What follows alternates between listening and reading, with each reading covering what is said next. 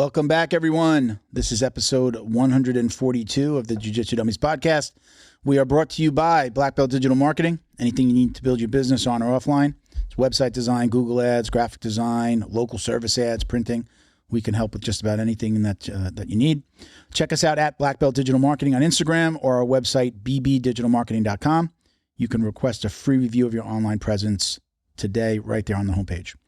My name is Milton Campus. I'm a black belt training out of South Florida. We got Christian behind the camera. Woo! Don't forget to like, comment, download, share, do all those things. Click subscribe. We'd appreciate the support. Joining us today, we have a fellow podcaster, Vince Pacleb, joining us. He'll be on in a few minutes. A few quick shout outs. Thank you to our friends over at Flow and Roll. Got my new Flow and Roll shirt on. Woohoo! That one, I like this one. First time I'm wearing it. Hands down the best custom gi and no-gi gear in the business. Don't believe us? Visit them on Instagram at flow_and_roll and check out all the custom designs they've created for academies across the country. You can find our podcast on their site as well. Go check them out. Again, it's flow_and_roll on IG. And I'd like to give that out a second time because you can check out all of the custom designs they do for academies across the country.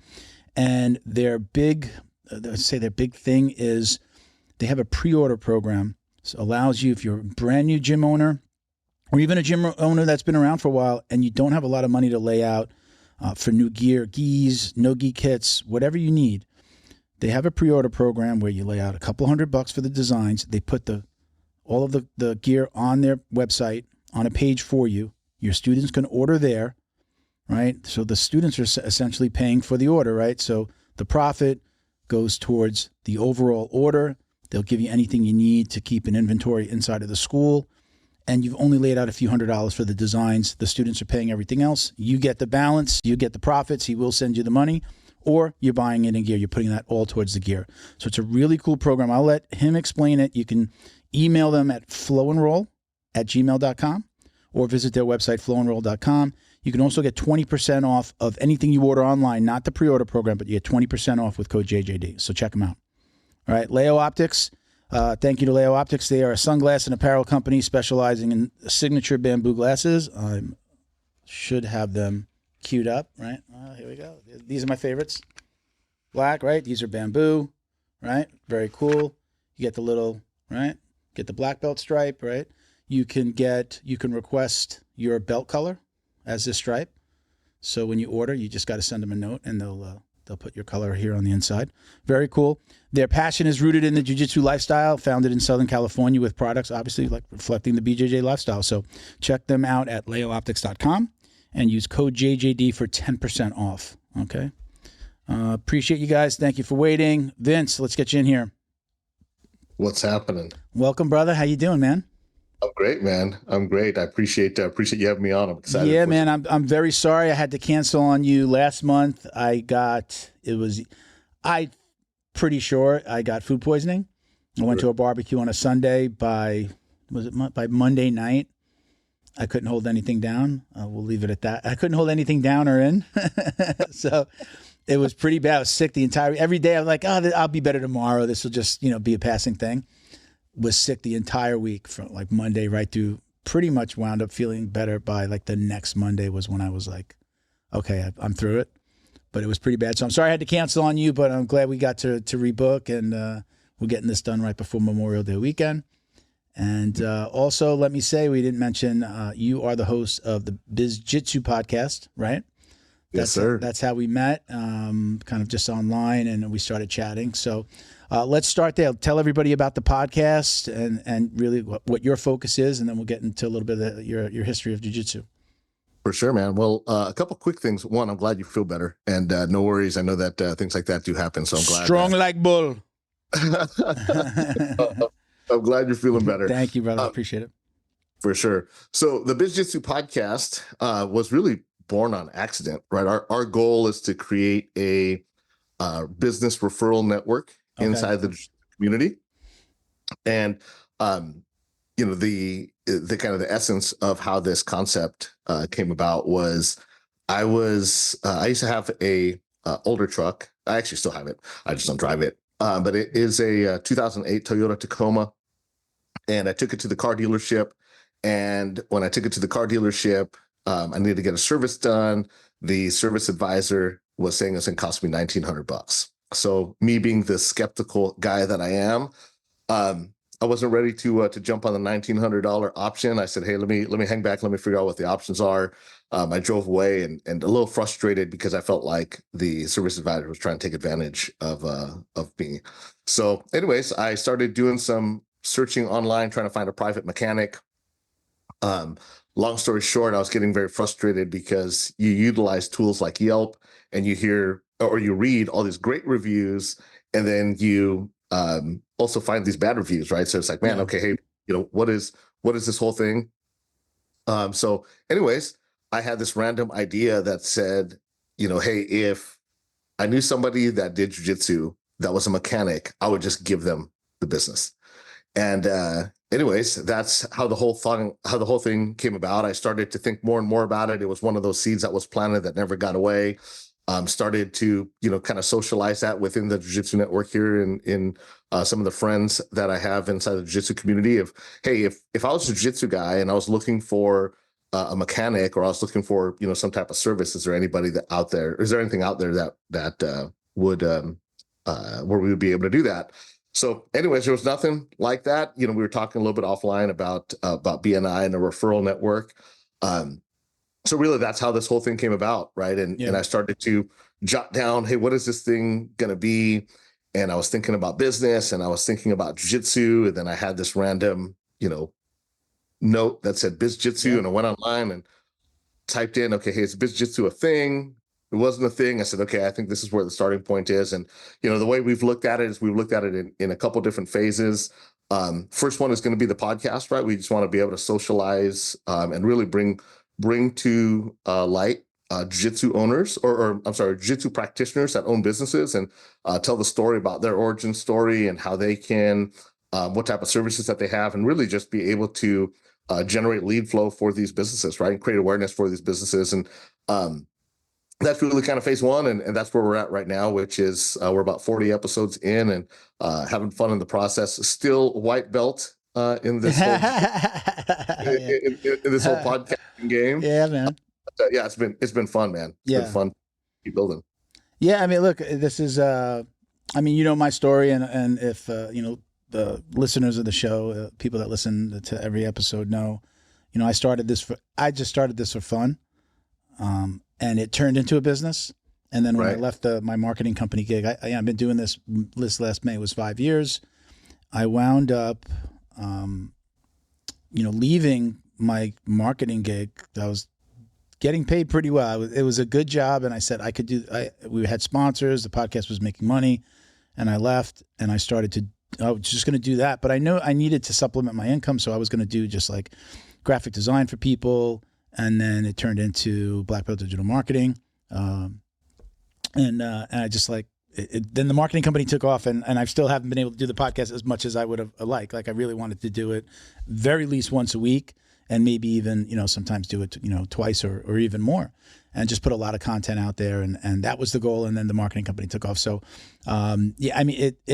this is the most fun I have all week. The only thing better than really, doing jiu-jitsu is getting to talk about jiu-jitsu.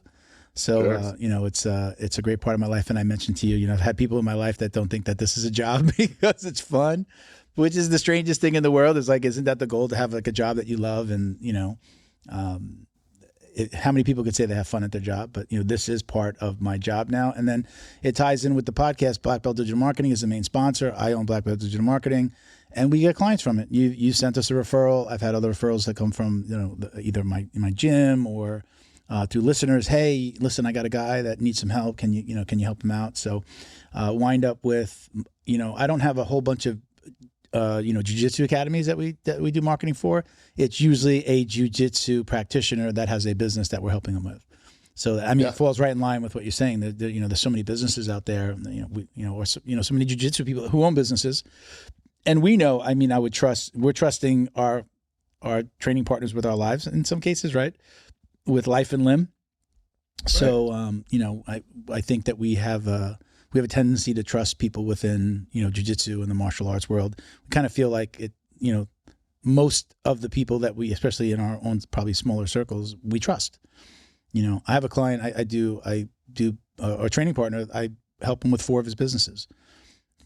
So there's a level of trust there. We roll together, and then we're at the end of the class, we're talking about, hey, you got to get me this, or don't forget about that, and going back and forth. Hey, what happened with this today? Okay, cool. So there's a different level of trust, and then get to see me every time we train. Hey, the guy that's running my marketing is actually gonna be standing in front of me tonight. So I think it just brings a different level of trust. So For sure. I do like and respect what you're doing. I think there's definitely a niche there. Sure. I mean, it's like the modern day golf course, right? I mean, you think of Yeah, that's a good way of putting it. people doing deals on the golf course, or people networking on the golf course. Just our way of networking is on the mats, man. Yeah. And the thing that's interesting about that whole thought process is we have training partners a lot of times. We're caught up in our own little worlds of, I'm dealing with my own problems, I'm dealing with my own things, I'm going to spend some time on the mat, and I got somebody else that's probably going and doing their same exact thing. And part of the day-to-day struggle is people that have businesses that are always looking for new clients, and being able to create conversations in and around that. I think it's not only appropriate, but it's almost I almost feel like an obligation, right? Is if I have an option to be able to choose a marketing company, I would prefer to have it with somebody that that does jiu-jitsu, right? We have some alignment there. And, there's like you mentioned, there's some degrees of trust. And whether it's, Dr. Rob, the dentist, right? If I'm going to go to the dentist, an auto mechanic, I mean, I think just whatever it is, right? If there's an opportunity for us to be able to support a business, to do that with friends. And, if there's a way that we could keep that inside of the jiu-jitsu community, why not? Yeah. I think there's one thing that we didn't talk about is there's a level of accountability. Mm-hmm. I feel not only accountable to the client, but I feel accountable to the person that might have given me the referral, if it came from you or somebody I know. And then I want to have a good name within the jiu-jitsu community. I don't want to be that asshole that's screwing people or not doing the job, or, just not coming through. So, that level of accountability, I don't even look at it as a pressure point. Like, oh God, I got to, no, it's just like, I bring the same level of drive to every client.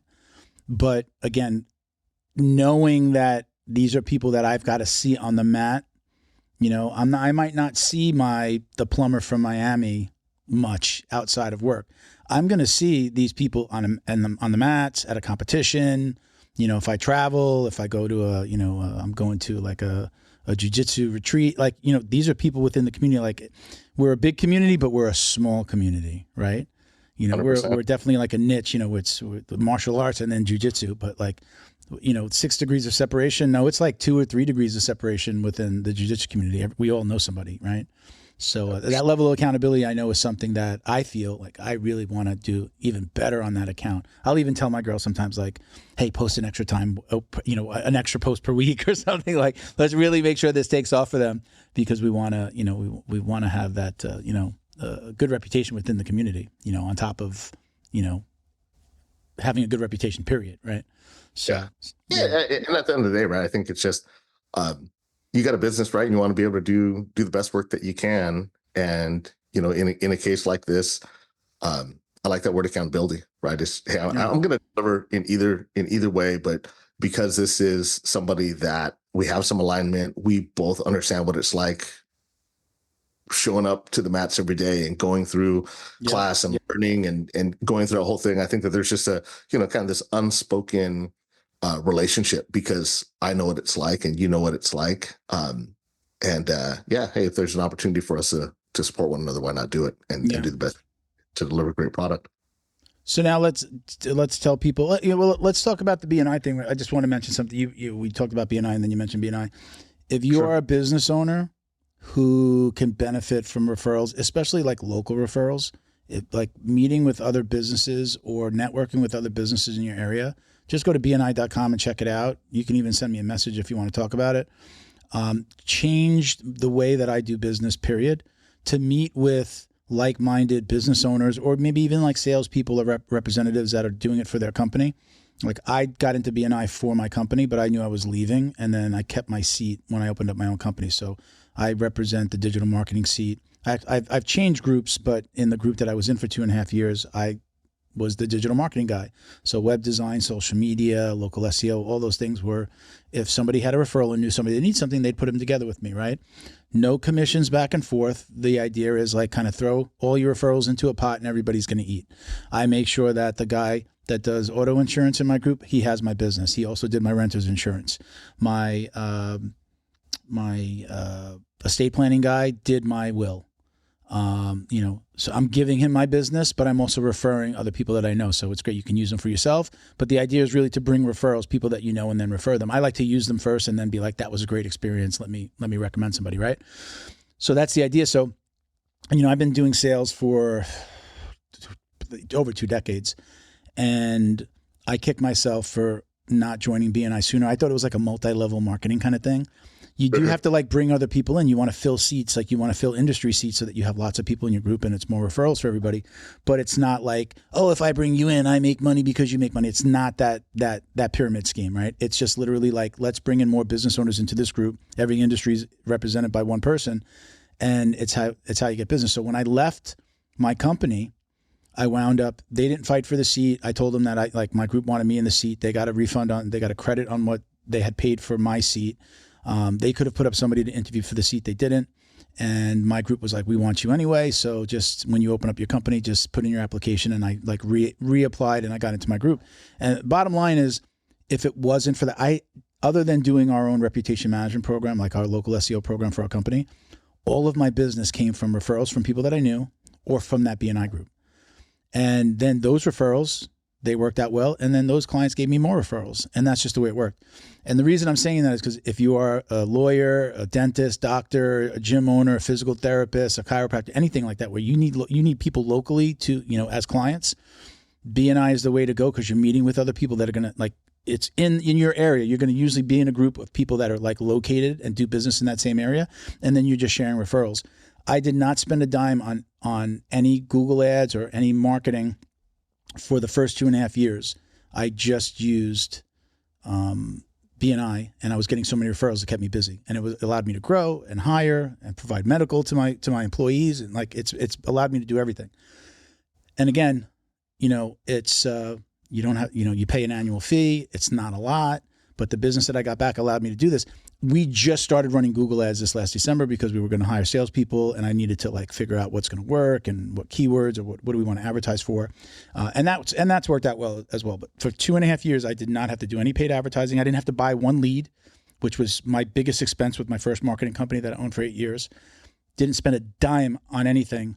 I spent less than $1,000 for the membership. It's like $8.99 plus an application fee for 1 full year. I mean, some of our packages are at $1,000 a month. I mean, one client pays for 1 month and it took care of it for the year. So for us, it was hugely beneficial. But definitely, if you are, doesn't matter what industry you are, doesn't matter if you do jiu-jitsu or not, find a BNI group in your area, and if there's a seat available, or find a group that has that seat available. And it's just an amazing, we're talking about jiu-jitsu and networking within jiu-jitsu, but it's an amazing way to get business. I don't care what you do. Again, for a lot of industries, one client a month is going to pay for it probably for the year. A dentist, you get one referral, but that referral is probably going to come back a couple of times in the year, right? Then he's going to bring the wife and the kids, and now you got 4 patients instead of just the one, right? So it just takes off. And so many of my referrals that I've gotten gave me more referrals. So then it just snowballs like that. So the value of networking and the value of what we're talking about, using people within the community, is huge. I've been doing that for so long, and then meeting you, and then you're doing it hyper focused on jiu-jitsu. It fits right. It's why I take to what you're saying, because it fits right in with exactly what I've been doing and how I built my business. So, yeah, for sure. Yeah. I got a question. So you were with one BNI group 2.5 years, recently transitioned to a new group. Is that part of the playbook of, hey, after you kind of saturate? Got it. No. So BNI for 30 years was, let's meet in person once a week. So you could have usually chapters have somewhere in the teens, they used to be a minimum of 16 people. Then you're officially a group, but some have 40. There are ones in India that have 80 or 100, but most groups here, probably in the States, and the ones that I've encountered, have somewhere between 20 to 40 members. And again, that's 40 members that are in different industries. And it's just like, again, sharing referrals, throw them in the pot. Hey, I know somebody that needs something that you do. My sister needs a real estate agent. My brother-in-law needs to do his will, right? My cousin just chipped his tooth. He needs a dentist, right? That's all it is. It's just like, hey, you send those referrals to each other. So as far as the playbook, no, you really want to let me say that. So it's originally BNI was all about just meeting the once a week. But with COVID, when I joined, every group worldwide went to virtual. So then you were meeting on Zoom every week. My group started during COVID. So we were all virtual, and part of it was we would never go in person ever, even after COVID. So a lot of groups that were fully in person went virtual. Some of those groups have only gone back to like one meeting per month in person, and then still do 3 virtuals. And some groups just went right back to most groups that were fully in person went back fully in person. And there's just a different vibe, right? There's a different vibe. Like I even tell people, I love to have people come into the studio to do it because it's just different. The talking before, the talking after, I can take you to lunch, like that networking of even just within, having a podcast guest, it's just a different flow. When we say goodbye later, we say goodbye. I don't get to walk you out the door and chit chat at the car and then maybe say, hey, let me take you for some sushi, right? Like you lose that element, right? So with BNI, being in person is a big deal. So my first group was all virtual, and I was a founding member. And you switch. There's like a president of the group for 1 year, a vice president for 1 year. It's like there are roles to. It's like you're running a business, and I just didn't love the way that people were operating the group. It was very like. It's supposed to be like we're all members, and just because you're the president, you're not the owner. And people just started to act a little differently and letting like power go to their head a little bit. So it sparked me to look for a group, and I said, this is a good time for me to experience the in-person model.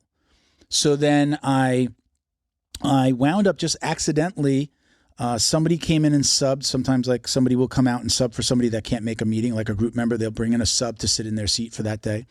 It was a pet sitter, and I needed a pet sitter because I was going to New York. So I was just like, oh, what a coincidence. She came in, I started to use her as my pet sitter, and I went to New York, came back. And then she's like, hey, I need somebody to sub for my group. Why don't you sit in on my group? And I did. And their flow and their model and the way they did everything, even virtually, was a little different than my group. And I kind of liked it. And then they said they just switched to meeting once a month. And I said, I'm not having a great time in my group. My referrals had gone down. My IT guy left the group, who was a big source of referrals. So maybe this is a good time to change. And I decided to move groups. So a little unhappiness with, kind of the workflow had gone down. And I said, I've gone to the in-person. And immediately when I went to the first in-person meeting, I'm like, wow, the vibe is just different. I mean, literally, like, again, talking before, after, getting to know people. I've already, I've got a couple of new clients from the group already. I've gotten more referrals in the 1 or 2 months that I've been in this group than I did in the last 6 months in my previous group, which is sometimes groups get a little lazy, but I think a lot of people weren't happy in my other group. So it was kind of like, you're there, but you're not really driven to build the group. And that's what it takes. It's always your job is to bring referrals, fill seats, network with each other. Like we're required to meet with at least one other member every week. So long story short is it's not the business, it's not the playbook, but it just so happened I still network and send business to people in my previous group. And now I've expanded that by this new group of close to 20 people. So it's not necessarily in the playbook, but it's working out well for me in that now I've networked. Like people in my old group still love me. Maybe the the leadership doesn't, because I wasn't too happy with the way they were doing things. But this new group is phenomenal. I'm, you take on certain roles, and like I'm a mentor for new people that come into the group because I'm probably been around in BNI longer than some of their people. So I mean it's again not in the playbook, but it's working out well for me. And again, I advertise on Google just to supplement, but I do not have to advertise on Google. Just doing our local marketing program is enough. And I actually my son-in-law, my future son-in-law is just starting to work for our company. I got my daughter's in a BNI group in Virginia, and we just got my future son-in-law in another BNI group in Virginia. So we have 3 seats in 3 different groups in 3 different areas. and we get those referrals. So we're getting everything we need from BNI. So, it's an incredible way to do things. And, whether you're a gym owner, like getting in a group, imagine being able to talk about your jiu-jitsu academy or your martial arts academy where you do kickboxing, jiu-jitsu, self-defense, meeting with people every week, and then them sending, hey, I know somebody, my next door neighbor's got little Bobby. He's getting bullied at school. She's trying to find some martial arts for him. Like I'm gonna send them over your way. That's just the way it works, right? You're meeting with these people. They think about you and like, oh wow. And speaking of which, last week we had Robbie D'Onofrio on. I don't know if you got a chance to listen to the episode. We talked about you, and he put a coffee shop attached to his jiu-jitsu academy.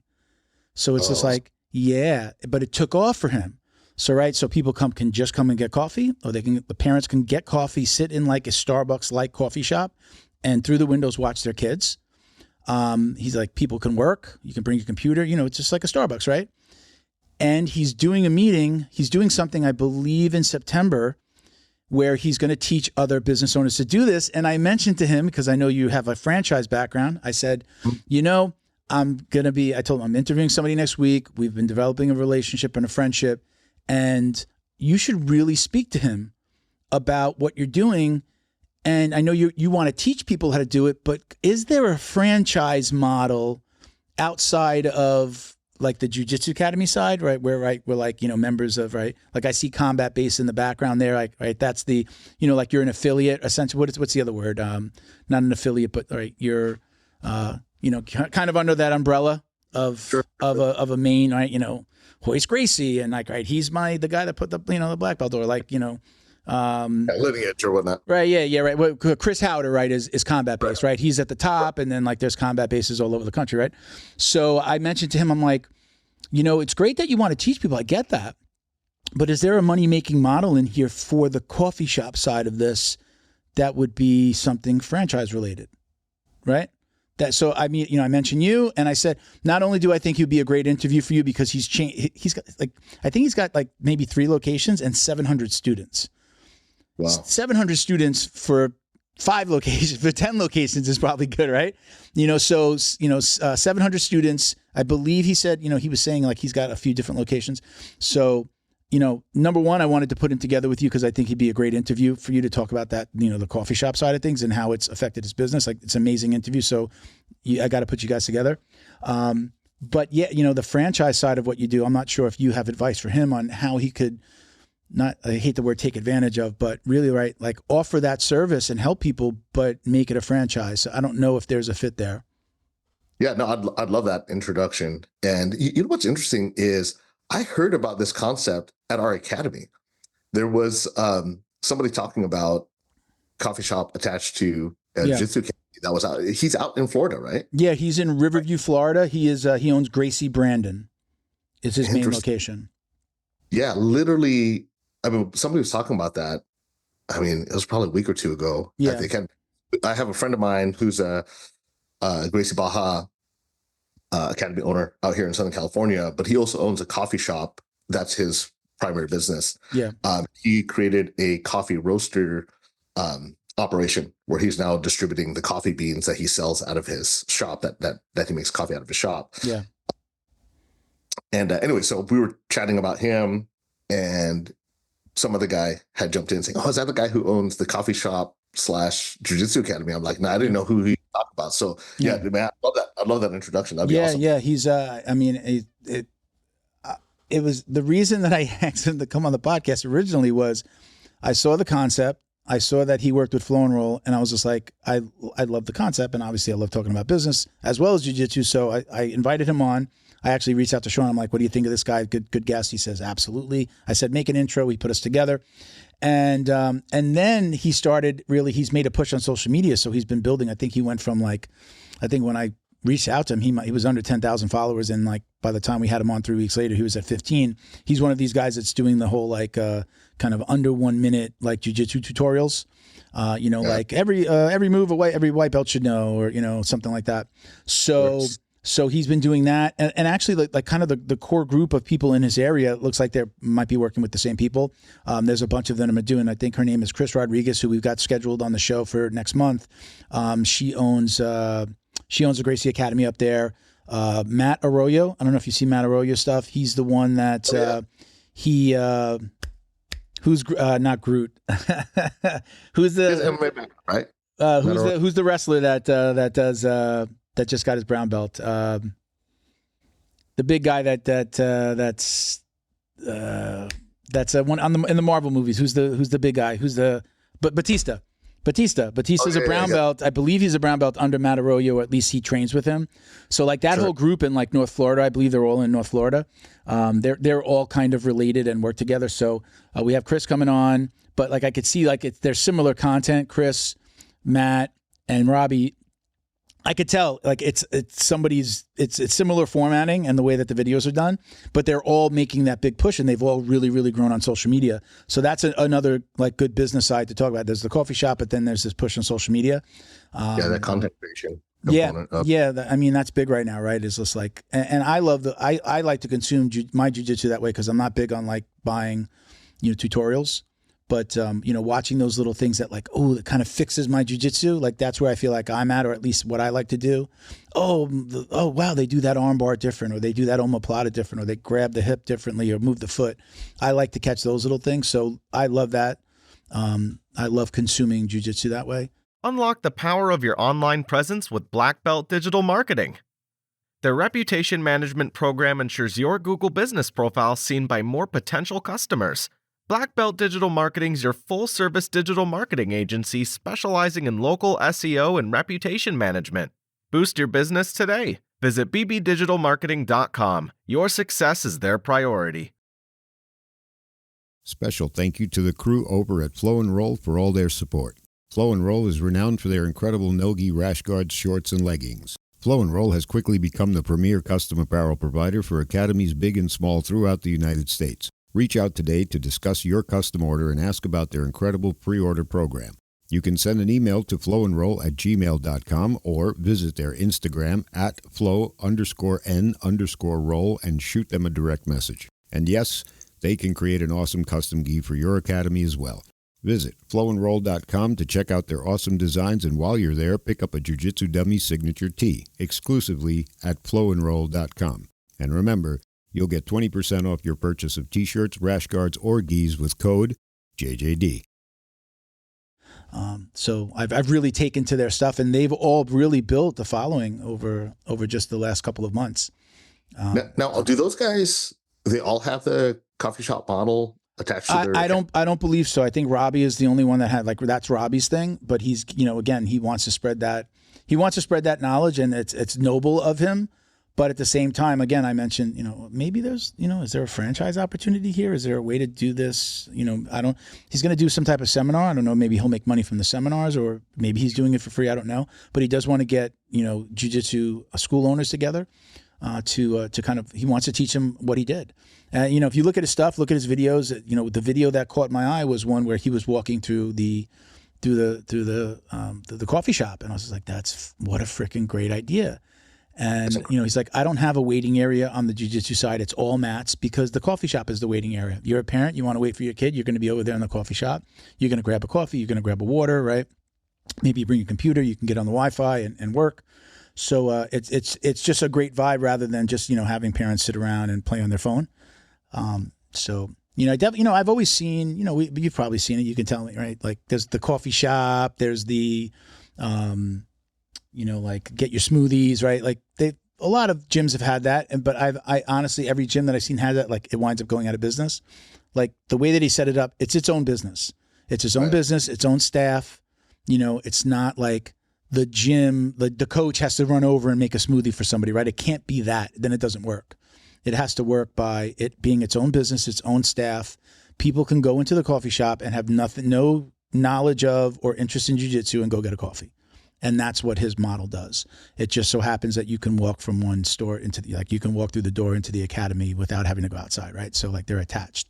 It's a great concept. It's a great idea. I think that it's definitely something that could and should take off. I mean, my gym, we got a soda machine and there's chips and there's always, something. But I think that this is a great way to literally have a coffee shop next door where people can, parents can talk. Big windows, and you can see the entire academy, so you're not taking your eyes off of little Johnny, but you can really get a coffee, have a meal, get a sandwich, Again, great concept. I think that you guys would have a great conversation as well. Yeah, no, I'd love that. I love that introduction. But what an incredible concept, right? Because you think of just the mechanics of a business, right? Is, hey, we need to be able to drive foot traffic in the door and create a story that people are going to, tell out in the community. And I mean, just, hey, there's a coffee shop attached to a jiu-jitsu academy, and kind of it sounds so like, well, duh, that just makes sense, right? Like, parents got to wait an hour for little Johnny, give him a coffee, right? It makes so much sense. But to do it as, you could put a coffee machine, or you can create a coffee shop, and that coffee shop model is a money making prospect for him. And he also mentions that people come in. He goes, the people, the coffee shop workers understand jiu-jitsu, understand they are his salespeople, essentially, right? They can sign you up for jiu-jitsu classes. You can get your coffee. They can talk to you about classes, cost, pricing, and get you signed up. So how amazing is that? They're like, oh, wow, I didn't realize what's going on here. I need a coffee. Do I got to do jiu-jitsu? Oh, okay. Get your coffee. They explain, what this whole thing is. And then if there's an opportunity for you to do jiu-jitsu, they literally are signing people up. This is amazing. I mean, that's a great concept. I think I know every school that I've been to or at, their biggest problem is that the coach is the salesman. Right. So to literally have people, instead of, sometimes you have a front desk person, but they're usually, either a coach or doing jiu-jitsu as well. In this situation, no, they're in the coffee shop, they're handling the coffee. And when you come in, they could potentially hand you a business card or talk to you about classes, show you the rates, or literally get you signed up, which I think is freaking incredibly smart. I mean, come on, again, biggest problem that most academies have is that they're not handling their leads correctly. They can get tons of phone calls, but do they follow up? What is the follow-up model? How are you quoting? Are you inviting them to a class? Do you have a free trial week? Like, all those things are the problems that I think most gyms have. They can have a great reputation and get people through the door, but how do they handle following up on a prospect? We both know, sales not always done in the first conversation. You've got to follow up, you've got to talk, you've got to reiterate some of the things that you said, and again, maybe offer them something for free. You got to get them through the door, and that's the problem that people have. Yeah, for sure. Yeah, I mean, my background, as you mentioned, is in franchising, particularly inside the fitness space. And really, that's the whole essence of any type of recurring revenue model, right? Is that we got to get people in the door. And once they're here, we got to keep them here, right? And part of that is that lead generation, and the other part of it's lead management. The other part of it's the retention component, right? And in our world of jiu-jitsu is, hey, you got to deliver a great culture on the mats and a great experience both on and off the mats. But that doesn't happen instantaneously, right? It's you take somebody that doesn't know anything about jiu-jitsu that finds the academy, whether it's through a digital ad or whether it's, hey, I heard about this coffee shop concept, I've always wanted to come in, or I may just not even be thinking about jiu-jitsu, I just want to grab a coffee and it's convenient for me, right? Yeah. So that lead flow that comes in, the difference between somebody that really creates a profitable and meaningful business inside the fitness space, really that the difference is how well they can execute that sales and marketing component, right? And that's really the engine behind it. And then also, at the end of the day, you got to be able to have a really great product that you're selling and marketing. And through that, right, we could feel confident that, okay, hey, the instruction is great, but how come there's not enough students in the academy for the academy to be able to flourish? And part of that is just, hey, one, it's either a lead flow issue, or you aren't getting enough leads. Just there isn't a sales process that could help them kind of go through the process and help them get started and get a membership activated. So I know you said we talked about a little bit of business and you were going to be doing some stuff. Are we able to talk about any of that yet? Or are you still, is some of that in the works? Still in the works, in the works. Yeah. So I have a staffing and recruiting company called Union Staffing Group. Currently we're not taking on any additional clients, but it's a boutique staffing and recruiting firm. Primarily we do recruiting for people inside of the fitness space. Sales and marketing executives is where a lot of the business development comes from, just because that's kind of the world that I've lived in, so I could speak to that. We do some recruiting for people in health profession, medical doctor, several of those types of, I have a client that is a clinic out here in California that we do, that we supply candidates for. But I'm evolving that into a consulting company, primarily inside the franchise space. So yeah, we're still kind of going through some of that. So not fully prepared to talk about that. That'll be episode number 2 when I come back. Okay. Now, while you're talking about that, and I told you my son-in-law, future son-in-law, is a teacher. He's leaving his teaching gig, and he's going to start with us. Actually, we're going to be doing his first actual sales call on Memorial Day, because he's off from school, and the guy was just like, yeah, I'd rather meet on Monday. I'm off too. And so I was like, okay, yeah, I'll make the time. So we're going to do a 3-way call or a video chat and talk to him. But you're talking about staffing.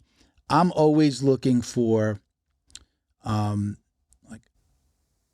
don't necessarily, in my world, there aren't a lot of companies that pay a salary to salespeople, because we'll just pay like a high commission. Yep.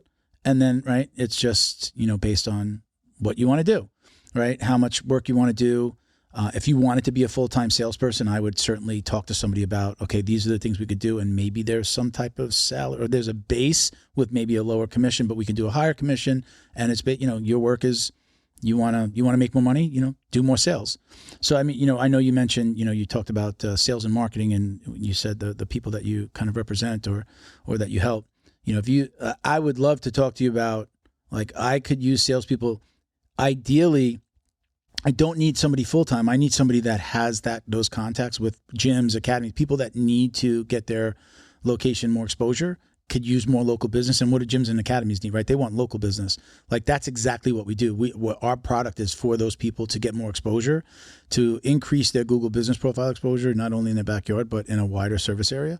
So if somebody's got another job, but they're like, oh, but I can refer, oh, wow, refer them to me and I can give them a commission. They don't need to be on staff. They don't need to be an employee, but I can wind up, giving them, a nice commission on that work, and it's a residual commission. So hold on one second. All right, guys, sorry about that. We lost Vince for a minute or two, so I'm going to just go back. And Vince, what I was saying was, when we got cut off, is I'm always looking to hire salespeople. My first salesperson is going to be my future son-in-law. He's actually we have our first meeting on Monday. I don't know if you heard that before we got cut off. We have our first meeting on Memorial Day. So, but I got him into a B&I group. Same thing, same methodology. He's just getting referrals, and he's doing one-to-ones and meeting with people, and essentially it's once they trust you, they're happy to maybe give you business, their own business, or refer. So you mentioned you said something about sales and marketing, and my ears perk. For me, I don't need staff salespeople. I need, just like my networking works, although I don't, with our networking group, I don't have to pay commissions, right?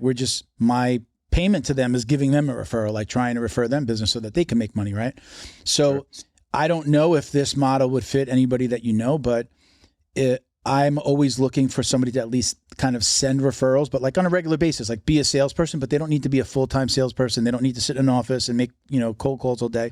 But when they're within their other job, or if they're in this field, but don't do this part, don't do the marketing side, they meet somebody that could use some help with local exposure, right? They can send us that business, but we want them sending us regular business and be either a part-time salesperson or an independent contractor for us.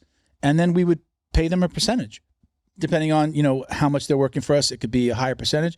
If you had a salesperson that was absolutely a killer and wanted a job, I would figure out a way to, do a base plus then a smaller commission. But my goal is usually to not pay a base and just to pay the commission. And it's residual. So most clients are paying us something every month. So a client that's paying us, $1,000 a month, you're always making a percentage of that. A lot of companies, they'll pay you a larger percentage the first month, and then they cut it down significantly in the residual. I don't do that. I pay you the same commission on that client so that the salesperson can make money. Again, I'm not giving them a base, so they get to make that same big commission on that. So I don't know if you have anybody that would be interested. They don't need to be martial arts related. Again, it could be anything. I've got doctors, dentists, I've got academies. Dentists stand out to me as the ones that we've been able to help the most. Lately, it's just our dentists are killing it, even without doing any Google ads. But anybody that's a restaurant, doctor, an attorney. Like those are all great fits for us because they want business that's like in their local market. They want people that are going to come into the office, right? And, again, leave them a nice review and then they get more business, right? And that's essentially how it works. So if you know anybody in your world that might be a good fit or might just want to have a conversation with me, I'd love to, to talk to some people. And again, it's easier for me to do, somebody who's like, kind of has a sales background and is doing something and goes, I sell this, but they need help with their marketing as well. So I can, maybe put them together with you. And then I do all the sales work. They don't have to do anything if they don't want to. I do all the sales work. And if we book it, they get the residual commission. And it's the same as whether they're doing the wholesale or if they just hand it over to me. So just a thought. I don't know if you have anybody or if there's anybody listening that wants a sales gig or is they consider themselves a great salesperson with a lot of contacts, reach out. Well, I mean, I'll tell you what's interesting about that is the residual component, right? I think that's a fascinating. Like an insurance agent, right? Insurance agent's always making money. You pay your bill, he's getting a piece. For sure, I think that's fantastic. The one thing that there's any specific candidates that come to mind, just because like how my model works is we would work with or we would identify a company that has a vacancy. They're looking to fill a certain role of whatever brand manager, whatever the existing role is. We would create a contract around that, and then we would start sourcing candidates and sending candidates to the company or to the client, I should say. The way that we use that, so we have some tools that we use to be able to source candidates and also to be able to do the business development. So you're on LinkedIn, and I'm sure you do a lot of work on LinkedIn, but LinkedIn has a feature called LinkedIn Sales Navigator, right? Okay. Which could allow you to be able to filter, very specific positions in very specific markets to be able to source candidates. There are some other tools you could use. Google X-ray, which is an interesting feature, right? Where you could be able to just source candidates of people that have specific sales backgrounds in specific markets. And you can literally gather all their contact information and be able to do. I've never heard of Google X-ray before. Yeah. So Google X-ray, like what you need to have is you need to have some understanding of, do you know what a Boolean search is? Have you heard of that? No. So what a Boolean search is, it's just a way to be able to type in information into a search engine, right? And LinkedIn in itself is a search engine that is just for people that are advertising their background and all the skill sets and all the things that you have. So like what would happen is you would create a Boolean search, and it would be, salespeople. Let's say, for instance, you're looking for people that, I'll give you an example, right? Somebody that may be in a similar background for what you're looking for is, hey, they're going to work on a higher commission structure and a lower base pay, right? So lower fixed, higher variable. Maybe you may be looking for somebody that's in cell phones, right? Because that's a manageable thing. Hey, they're selling an intangible product. They probably get an hourly rate. They get higher commissions. They understand the volume game. They understand how to network, how to talk to people, how to get their foot in the door. Sure. You may be looking for, let's say, for instance, fitness people are inside of that world. People that sell solar are probably inside of that world. So what you would do is you would create a Boolean search, right? And again, you could do some research on that, but essentially you'd be looking for salespeople or account executives in, Doral, Florida, with whatever company, Sunrun. Sure.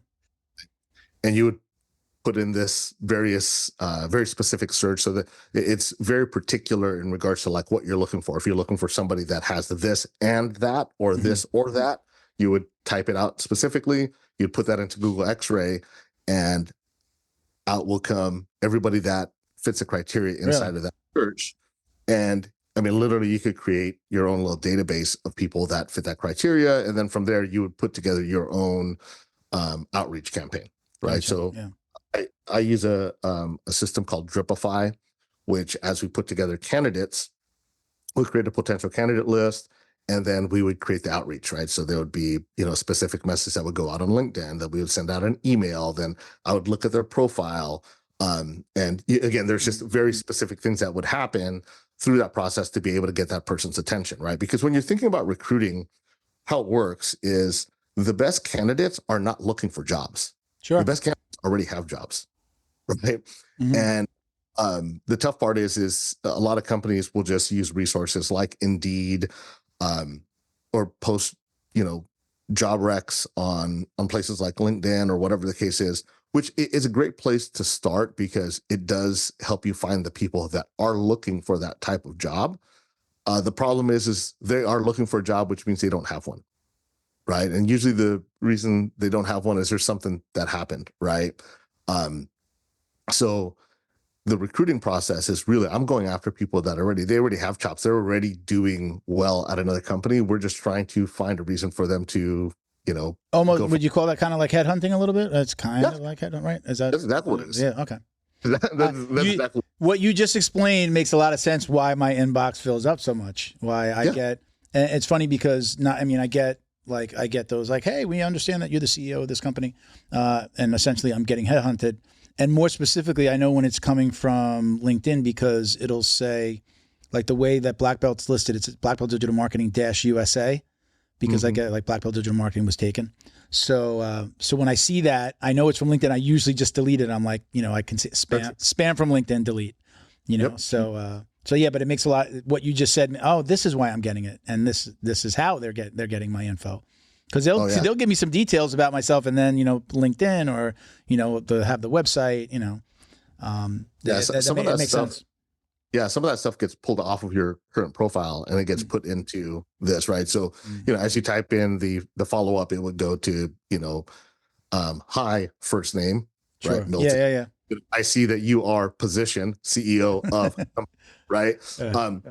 So there's really kind of two ways, right? If you are looking for kind of a cold outreach, right, and you have a big candidate list, right, you're going to put in some automation to be able to just sort through people, because through that process, if you're not looking, kind of like what you're saying, is like, nope, delete. But the moment you are looking, it's like, oh, that's interesting. Let me take a look. Yeah. Right. Let me at least open the conversation. So part of it is just like anything else, right? It's just like any type of sales or marketing. You have to be skilled enough to be able to get somebody's attention, and be authentic enough so it doesn't feel like spam. Yeah. But that's the starting point. And then you got to be able to put some personality, behind that, because, again, candidates are smart, right? Hey, you're not gonna bait and switch me on some clickbait, right, type thing.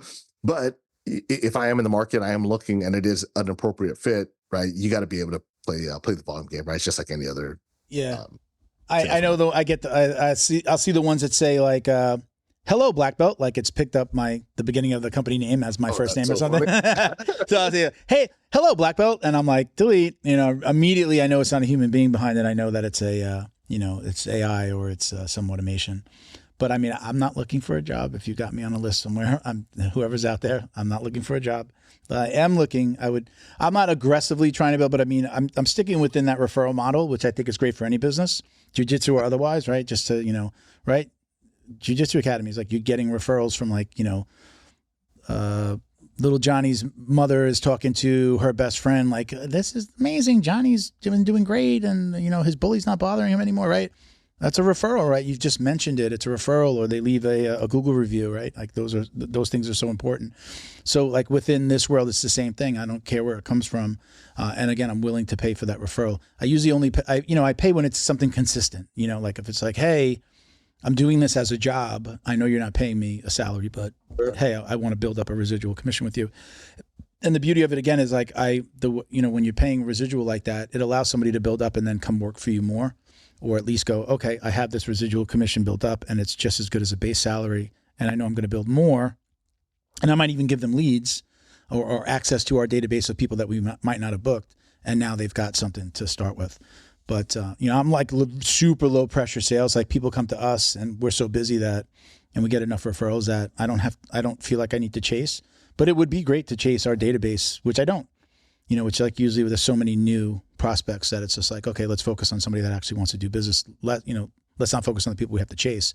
But that's part of this world, right? You do have to chase some people and remind them of, what they were looking for and what you could do for them. So yeah, man. For sure. We'll talk a little bit now. We'll talk a little bit more about that in the future. I know we're going to have a conversation about when you get your thing started and Sure. what we can help with. We'll talk about that as well a little bit more.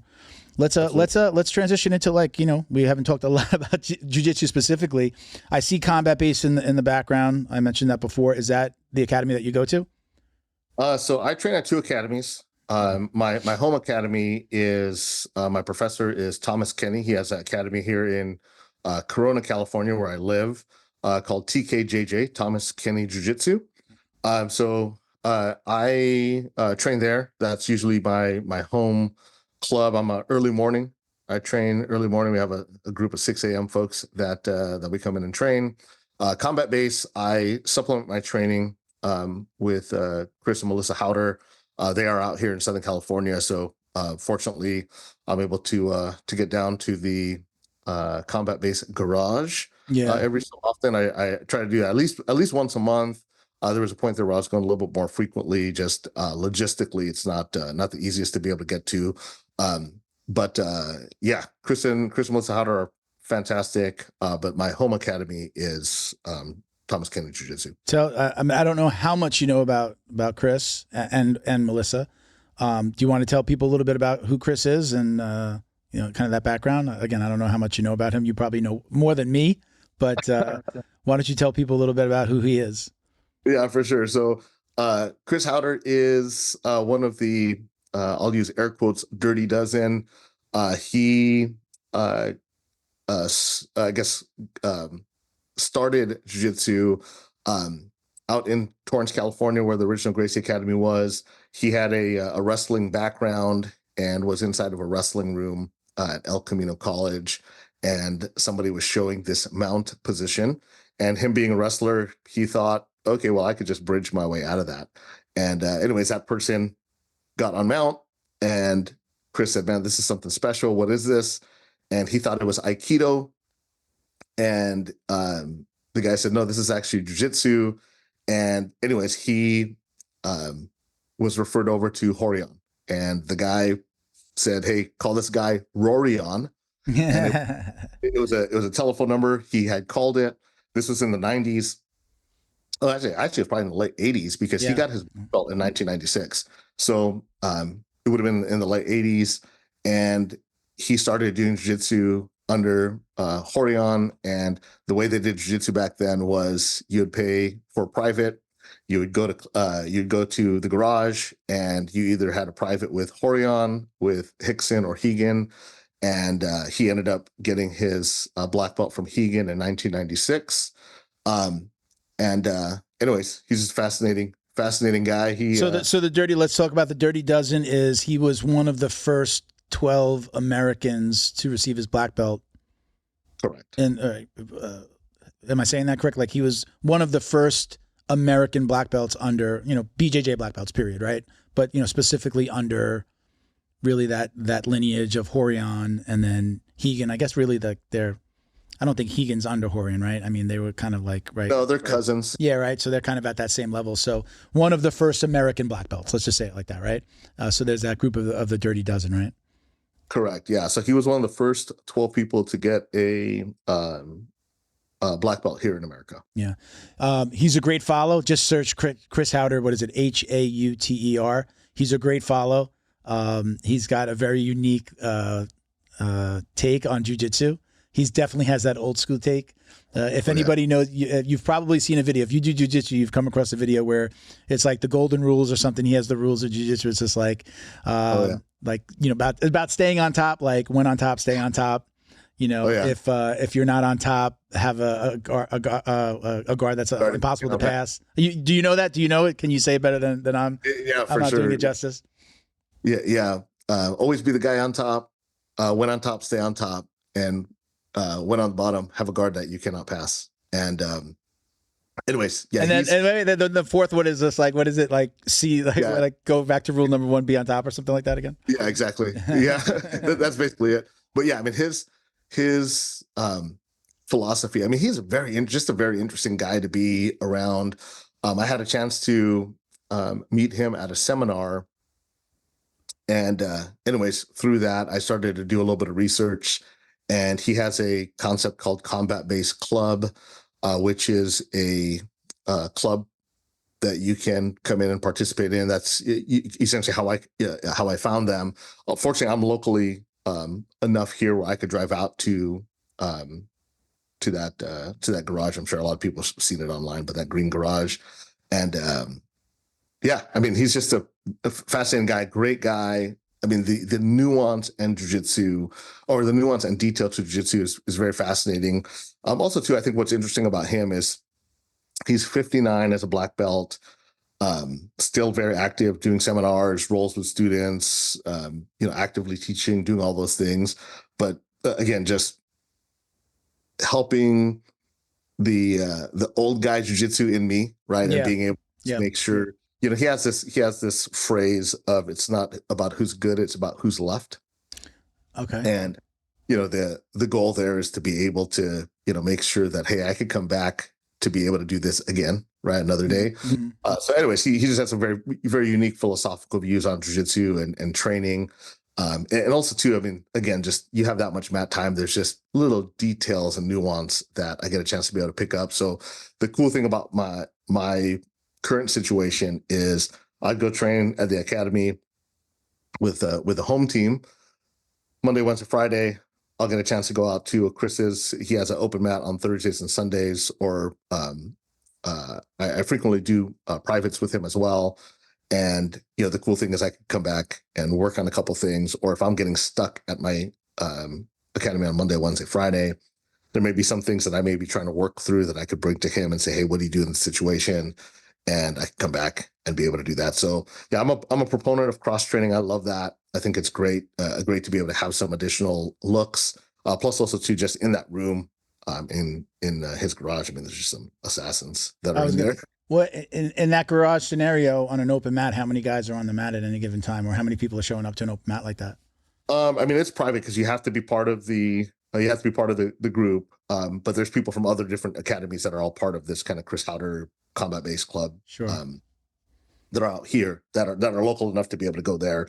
But there's probably 10, 12 guys. Usually I'm the lowest ranked in the room.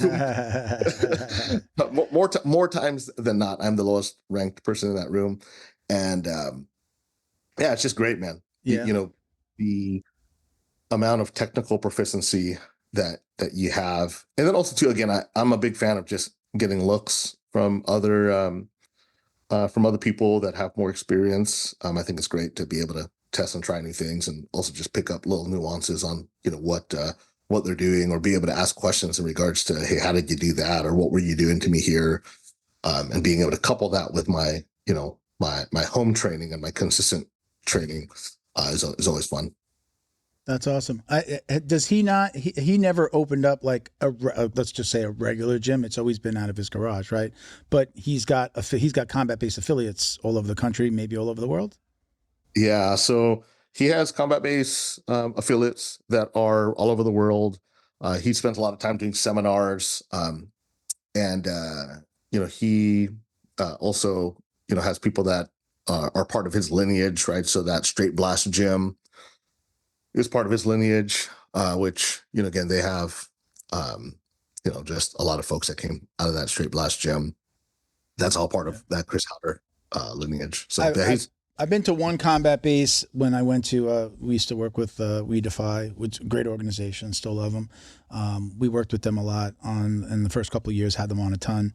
Out in Texas, outside of Dallas, I went to the annual gala a few years ago, and then I got a chance to go out to the combat base there. The founders of We Defy were out there. At the time I didn't understand that combat base was part of Chris Howard. I was probably a purple belt then. So still sure. kind of, I didn't travel a lot for jiu-jitsu, so I didn't necessarily understand all that stuff, but was doing the podcast already and just like, meeting lots of people across the country. And, I've had the t-shirt. I just threw the t-shirt out the other day, but I've been wearing a combat-based t-shirt forever for that location. And, again, didn't really understand that was Chris Howder's. I didn't know that was like, he's at the top of that affiliate. Yeah, he actually, him and Melissa just started a podcast, combat-based podcast. I think I've seen some clips on Instagram. Yeah, it's really good. Really good. Yeah, he's a, not just a very fascinating jiu-jitsu historian. He's just a very fascinating guy as a whole. So he's an artist. So he has this artist mind. And anyways, yeah, he's a great follow. Like if you don't just look him up on Instagram, Chris Howder, he's an amazing follow. He has some great, I probably am like more in tune with the things that he says than seeing him like running, like doing like tip videos or anything like that. I think most of what I usually hear him speak, like hear him talking about jiu-jitsu rather than seeing him do jiu-jitsu. But that's where like I've definitely, the things that he says has resonated, especially as an older player. It's, you tend to gravitate towards other older players that are still doing it. Like, I tell people, I want to be able to do jiu-jitsu for, as long as I can. I don't want to die on the mat, but I want to be doing this for a long time. So, I definitely take to people that are, that have been around as long as he has and how and why. And I know like a lot of younger players don't what I'm about to say doesn't necessarily resonate with them, but everybody wants to, let me say it this way. I had a guest say this. Everybody's a legend. Like everybody's a legend in their own mind, right? So everybody wants to be at the top of the podium. Everybody wants to be an ADCC guy. The human body is the human body. If you want to be doing this for a long time, you cannot train like that forever without it affecting your body, without you having back issues, shoulder issues, neck issues, injuries, ligament tears. I mean, those things are just going to happen. Starting at 41, like next month will be officially 10 years for me. I'll be 51 in June, and I started right before my 41st birthday.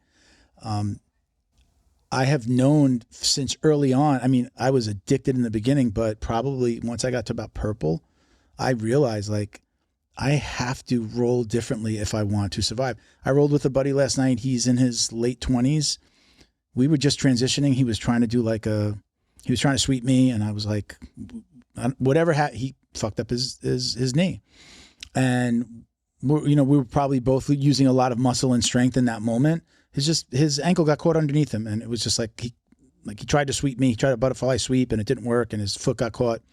But I mean, it could happen to anybody. That wasn't because of his age or because he was going too hard.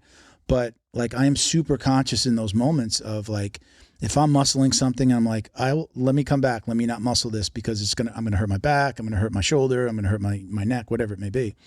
But not everyone's always agree. I'm not trying to do this to be, to go to ADCC. I'm doing this for me. I'm doing this for my health, mental, physical. And I just love jiu-jitsu and I love the camaraderie and the community. A lot of people, when you say that to a younger guy, they're like, oh, you're an old timer, I'm doing this for this. And again, everybody's a legend in their own mind. Everybody wants to be at the top of the podium. Everybody wants to go to competitions, but it's just not there for everybody. I want to be in this for a long time. So I roll that way. I roll a little bit harder now as a black belt because I feel like people I got the black belt and like people are rolling harder with me. So a lot less pulling guard, and a lot more fighting for the top because now everybody, it's just like, I want to tap the black belt, right? I rolled with that guy last night that got hurt, and I rolled with two guys that are in their teens. They are young men, but they are men, bigger and stronger than me, and they're tough fucking rolls. And sometimes I don't think they realize, like, I'm going to be 51 and you are 19. And they're rolling with me like they're rolling with another 19-year-old. And I never tell them to stop, but we're going to roll hard. But I also know when to like, okay, I probably, I might have to pull guard or I might have to like, just, stay on the bottom or stay here and fight to get out or try to catch them with something. But I certainly roll, with longevity in mind, it's a big piece, man. I mean, I'll tell you, I hurt my shoulder. This was pre-COVID. And I had a labrum tear, posterior anterior labrum tear. My bicep was 3/4 of the way detached. So it's just hanging on by a little thread there. So I had to get that cleaned up. What did that feel like? Because I have a shoulder problem that resonate down my and I haven't had it taken care of. I've been getting cortisone shots to get it taken care of. Oh yeah. But what is the feeling? Can you elaborate? Because I'm curious if it's similar to what's maybe going on with me. Yeah. So I did the whole thing, man. I did the physical therapy, every type of thing to neutralize it. Cortisone shots? Did you? Oh yeah. I did cortisone shots. And Fucking anyways, great. I love the cortisone shots.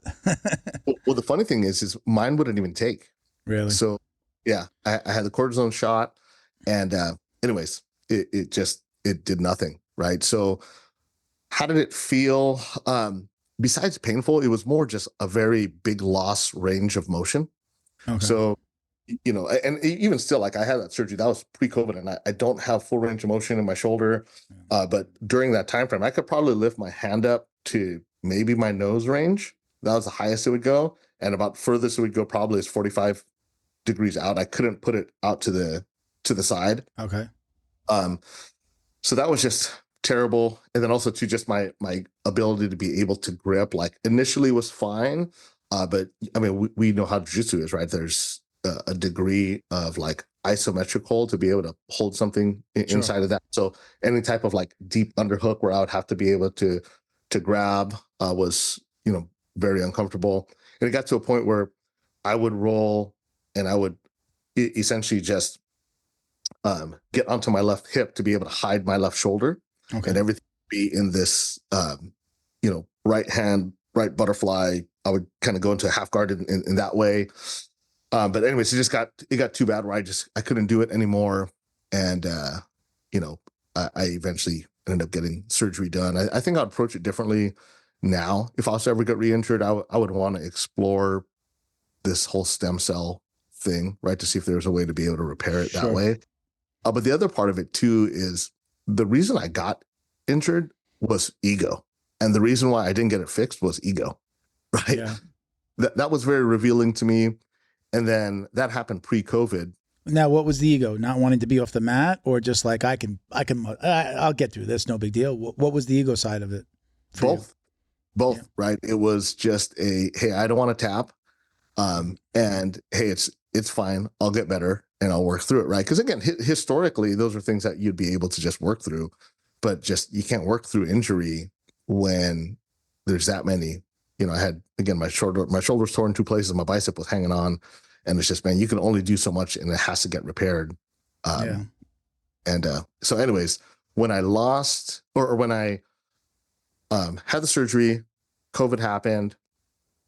I'm in California, right? So California, COVID, that whole thing. We were on pretty massive lockdown.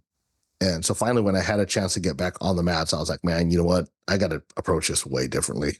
I got to tap early, I got to tap often. I got to be able to make sure I'm conscious enough to not put myself in situations that could put me in danger. So again, it just changed my approach. And then because there was a point where I was wondering if I would even be able to get back, right? You couple COVID with this bad shoulder post-surgery. I wanted to make sure that, okay, hey, when I get a chance to be able to come back, like I just want to come back and be able to play a little bit of a different game. So this version of me, as I came back from my injury, I've been thinking about more of just the long-term game, right? Consistency over time and, learn and try new things and, make sure that I'm acutely aware, slowing the game down, right? I think is critical. So yeah, it's such a fun process. My, like right now, like this, right? Can you see me? Right? Yeah. This hurts just going straight up. All right. So like these motions. So like I have to stay really tight. The crazy thing is that I've had that same problem in both arms, but it also affects me down the bicep and into the forearm. Yeah. So I've like, if I'm doing curls, like I have to do lower weights, I can feel it. Right. But I had the same problem on the right arm, literally at the same time, and the right arm pain went away, right? So this isn't as bad. I can move this shoulder a little bit more. This one is horrible right now. I've gone to get, man, I can hear it inside. I can hear it in my ear. So I've gone to, and I've had usually get cortisone shots. I was supposed to go yesterday, as a matter of fact, to get a cortisone shot, and I had to cancel the appointment. This is the worst it's ever been. But this one was bad, and it went away. I don't have the pain in the bicep and in my forearm. I feel that all through here, and I'm in my mind, I'm like, it'll go away. But like to the point now where even if I'm doing bench, like that hurts. Got to do low weights with everything now. Like pull downs and things like that are okay. Like this, I can go up, but the pull down doesn't give me pain. This motion, gives me pain. That's why I'm asking, like, what was the feeling? Because I feel it in my shoulder up here, and then I feel it go right down the inside of my bicep into my forearm.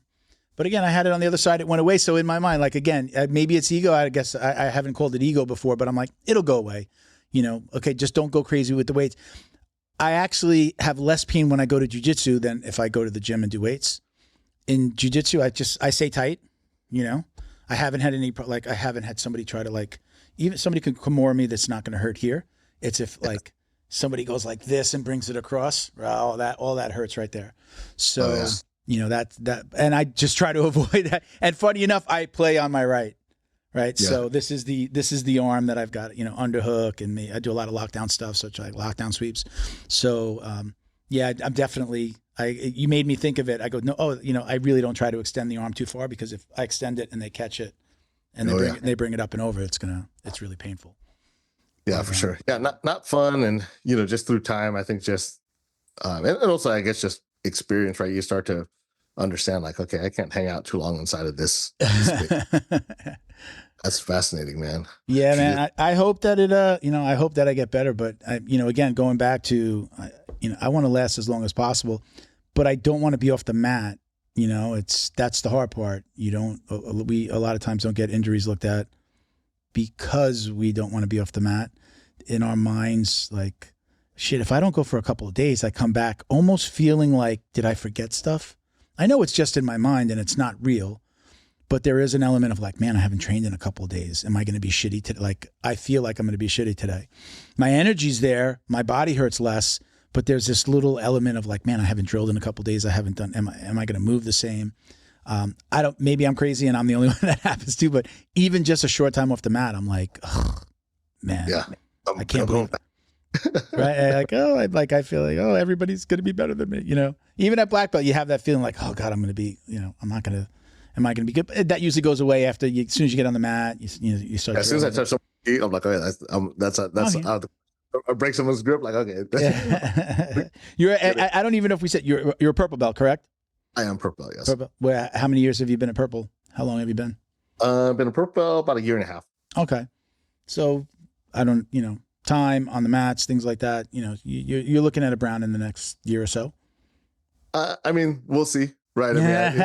Don't worry, we're not asking for it. No. I'm not asking for it, and I'm really not in a rush. Right. Yeah. And I think what has been super cool about this, me being a purple belt, is I know enough to get in and out of situations. But also, this is really supposed to be like a bunch of things that I don't know, because I'm trying new things. And, I think when I was a blue belt, especially the first half of my blue belt, I was very like, I wanted to do my game. I don't want to try new things, because anytime I tried new things, I would get smoked, and I wouldn't know what to do. Right. Now I'm at a phase where if I try something, I know that, okay, hey, I may get swept here. I may do this here, or, I may get caught here, but I would have, enough experience to be able to get myself in and out of situations, to be able to try things.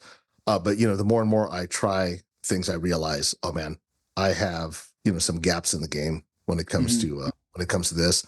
Also too, I think,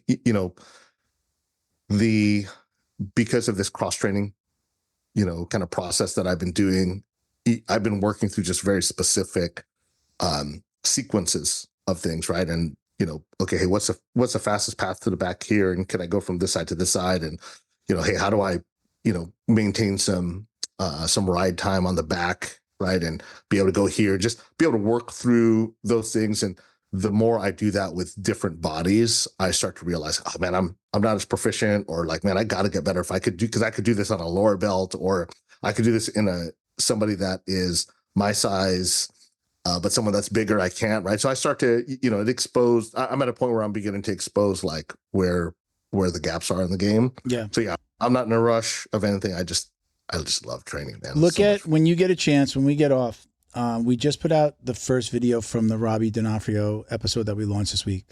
The title is Belts Are Good for Business.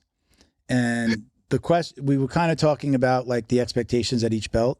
And he had an interesting answer, which if I remember exactly how he said it was, I said, once I got to purple, like I wasn't in such a rush to get to brown. And at brown, I was just like in zero rush to get to black because like there's a certain level of responsibility or expectations that come with the belt sometimes. And, again, as an older player, it's just like all of a sudden, oh, you're a black belt. The younger guys are like, okay, I want it. Let me roll with him. I can say that I beat a black belt, right? So it's not a fear, but it was just like, I'm okay with waiting for that. I want to be the best I can possibly be and get that belt. But he was kind of saying, he was like, I realized that like when I got my purple belt, I rose to the occasion. I knew that, okay, I'm not a purple belt yet, so I don't necessarily have to do that thing and I don't have to be as good or I don't have to maybe push as hard. And as soon as you got the purple belt, it was just like I was doing purple belt shit. Like last week I wasn't doing it. This week I was. I'm elaborating a little bit on his point, but like he rose to the occasion. He's like, I could do this. I could be a purple belt, right? He like rose to almost the expectations of it. And he's like, I had it in me. It was there. The belt kind of held me back from doing it because, hey, I'm only a blue belt. I'm not supposed to be doing that. So he had an interesting look. It's probably the first time that I ever had somebody answer it like that, where, because we have talked about it a lot, where somebody is saying like, no, as soon as I got it, like I absolutely rose to that occasion, and I was like, it was in me the whole time, but I let it hold me back because in my mind, I'm not a purple belt yet. So watch that video and see how he explains it and look at that for yourself. You kind of said the answer like I kind of said. It was just like, like I'm just a purple belt, right? I'm not worried about getting the brown, but you got brown belt shit in you.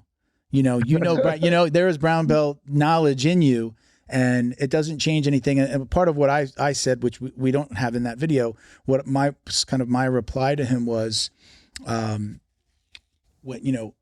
the expectation. So like I've dealt with a lot of people, especially like my co-host on the show when we first started. I had 4 co-hosts and they were all lower belts.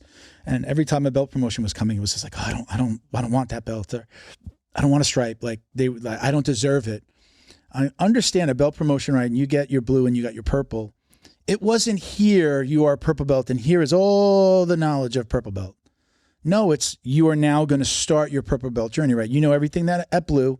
You're done at blue, just like you graduate, where you move from 2nd grade to 3rd grade, right? You know everything at 2nd grade, and now you're going into 3rd grade, and day 1 at 3rd grade, you're not expected to know the entire curriculum, right? You're going to learn that curriculum, and you're going to graduate from 3rd grade or move on to 4th, right? And it's the same thing with belts, right? You're going to you've learned everything you could at blue, and you got your purple. You're learning everything that you should know at purple, and you're going to get your brown. So I think in those cases, a lot of times those guys put that expectation. I'm like, oh, I get it. You get a brown belt and tie it around your waist. And let's say you go to a competition, right? You could be up against a brown belt that's been doing it for 2 years and has 4 stripes, right? Yeah, he's graduating from brown belt. He's about to graduate from brown belt. So I get that part. So I think they let the expectations of the belt know, well, you're a brand new brown belt. Don't worry. You're going to learn everything you need to know at brown. And one day you're going to graduate from this and go to the next. And when you get your black, you don't know everything at black. I truly understand now, getting my black belt in December, about like that whole, like, now the journey starts. I mean, I'm absolutely picking up things, and, coaches are teaching us things that we hadn't learned before. We have like Friday, Saturday is like more advanced. It's just the advanced guys at my school. And they're no-gi days, and they're advanced moves that they don't teach in the regular classes. So I love those days. Hopefully I'll get there tonight, but I went the last 2 days and got banged up last night, so I might miss tonight, but I'll train in the morning. And I love those, like, filling in the gaps. And it's a smaller class, so literally, going from 20, 30 people on the mat to less than 10. And getting the coach, the coach walking over to you and moving your foot, or saying, no, hold on, wait, stop. Here, let me show you. Like, that is what I'm getting now, and it feels really good, and I really love those days. So it's just kind of like it's still jiu-jitsu. I still go to the regular classes with the guys that are there. I'm still doing the basics, and I believe in those basics. But, having these advanced things filling in the gaps, I think is nice. So, I definitely respect what you're doing. Like, going to different schools. I preach it. I don't do it a lot. I haven't traveled a lot for jiu-jitsu. I don't train outside of my school a ton. I have done some privates. I didn't even tell anybody. Me and another student were doing like leg lock privates at my house. Nice. So we had a friend of ours come in and like really like a leg lock, I don't want to say specialist, but definitely much more knowledge than we had. Because my school didn't do a lot of like, we're mostly gi, so we weren't doing all that fancy no gi leg lock stuff. So we had somebody coming in. So I do believe in supplementing your knowledge. I didn't share it with everybody because I didn't want my school to be like, what are you doing? Don't leg lock, what are you doing?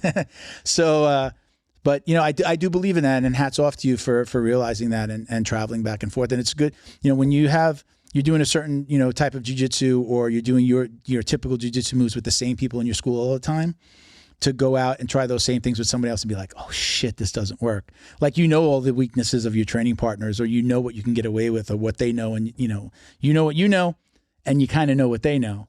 And what you can get away with certain people and what their strengths are. So let me not do this or get into this position. So going to another school like Combat Base, and then being with a bunch of guys that you don't know all of their moves all of the time, like you're not training with them every day.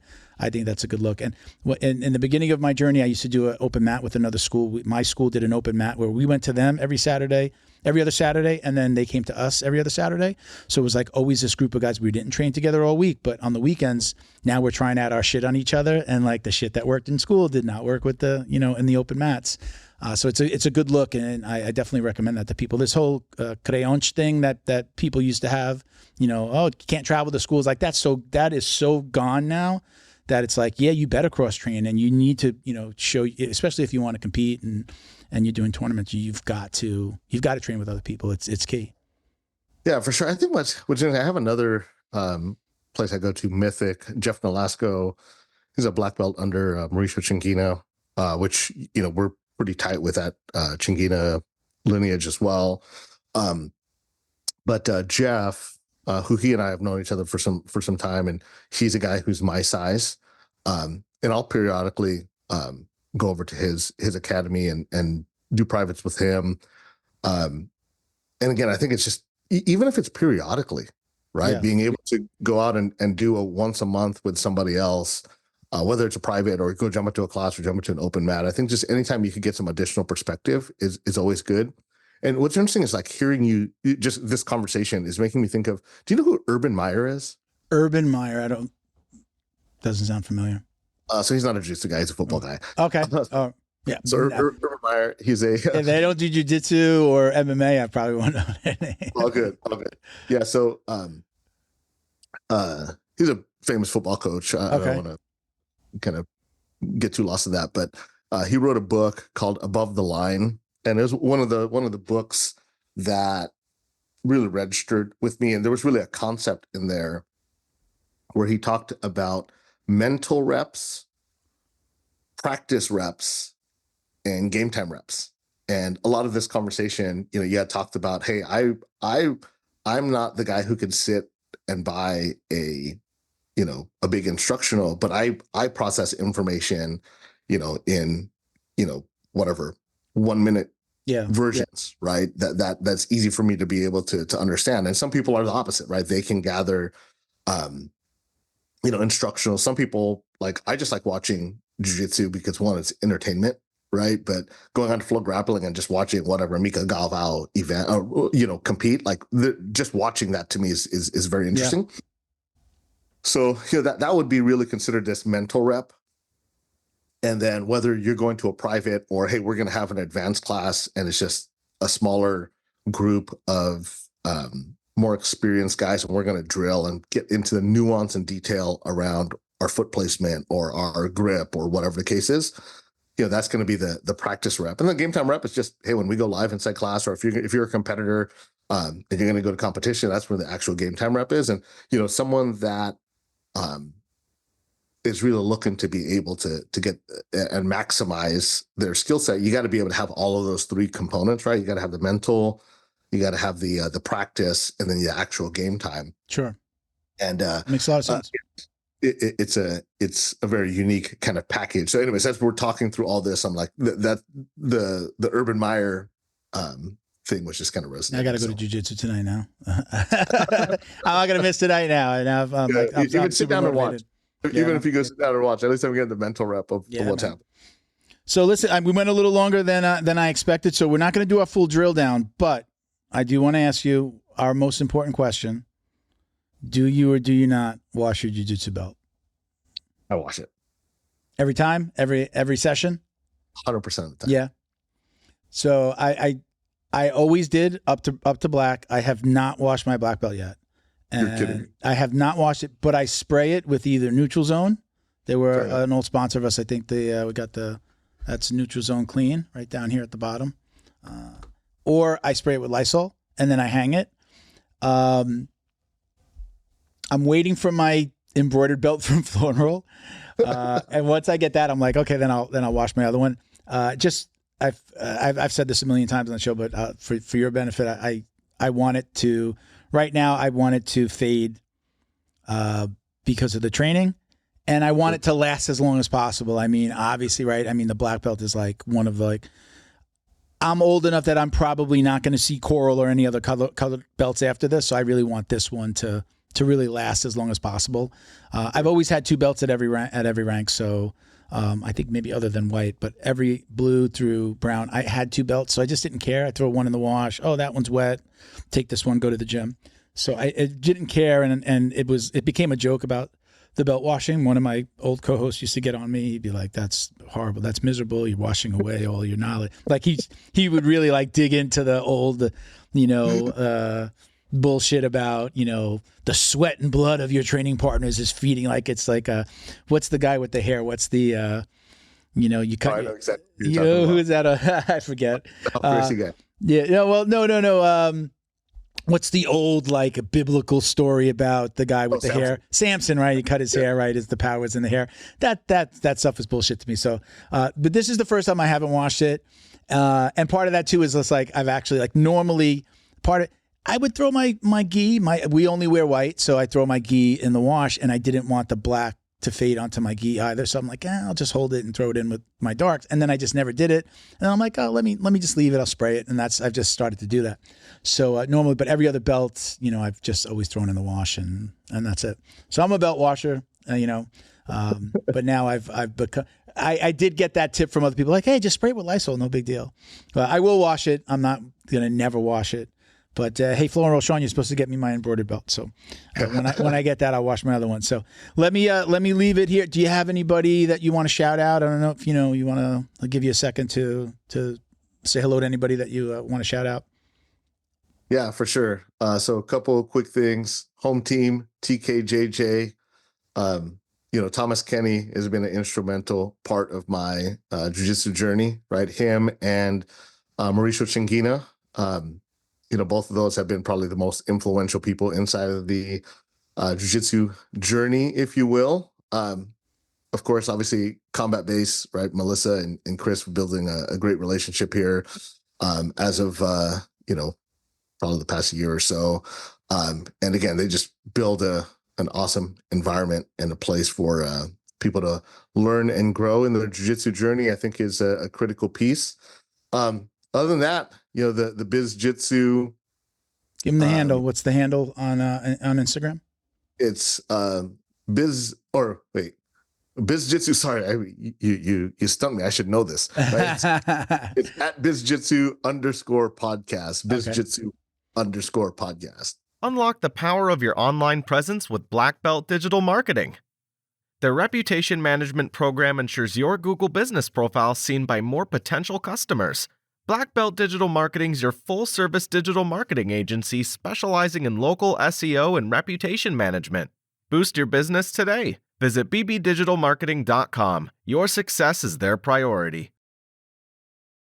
Special thank you to the crew over at Flow and Roll for all their support.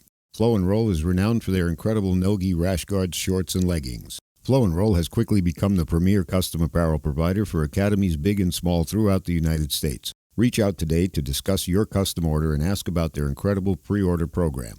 You can send an email to flowandroll@gmail.com or visit their Instagram at flow_n_roll and shoot them a direct message. And yes, they can create an awesome custom gi for your academy as well.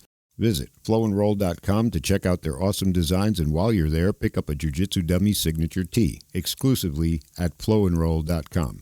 And remember, you'll get 20% off your purchase of t-shirts, rash guards, or gis with code JJD. Yeah, definitely check out the podcast, everybody. And I did an episode with you before you came on. So you can check that out. Too. What's up? Obviously, it performed really well. Oh, obviously,